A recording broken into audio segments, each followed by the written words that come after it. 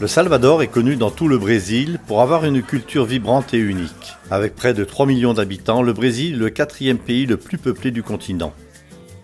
L'Église adventiste a connu une croissance significative ici, avec des églises dispersées dans tout le Salvador. Malgré la forte présence adventiste, il y a encore des zones non desservies de la ville. La Mission mondiale s'efforce d'identifier les zones où il n'y a pas de présence adventiste et d'y établir de nouvelles congrégations. Le quartier où vivait Josénildo est l'une de ces zones non pénétrées. Il était connu comme un ivrogne dont les mauvaises habitudes perturbaient sa famille et toute la communauté.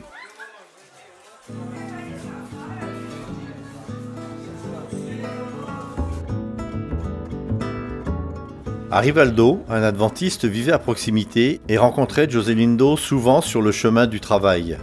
Arivaldo savait qu'il cherchait du travail, alors il lui a offert un emploi dans la construction d'églises. Ils n'ont pas mis longtemps à devenir des amis. Arivaldo le traitait avec respect, ce qui faisait que Josénildo se demandait pourquoi il était toujours si gentil. Avec le temps, Arivaldo lui demanda s'il s'intéressait aux études bibliques, et les deux hommes se mirent à lire la Bible ensemble.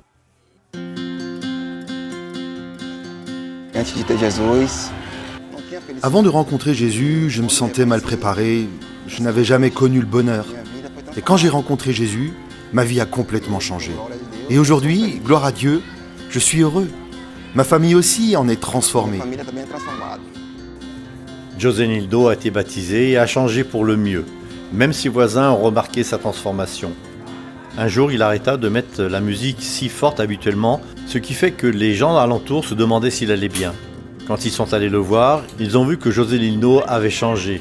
Il leur parlait gentiment, il les traitait avec respect, et ils voulaient savoir ce qui avait inspiré ces changements dans sa vie. Josénildo a profité de cette occasion pour aider ses voisins.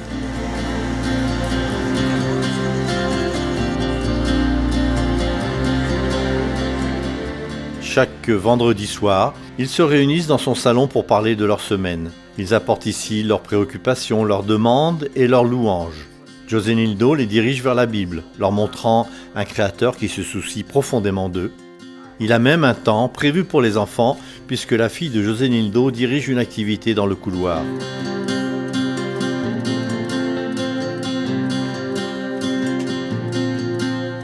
L'influence du Saint-Esprit dans les cœurs s'est fait ressentir dans ce groupe, où 10 personnes ont été baptisées l'année dernière, et d'autres étudient en vue du baptême.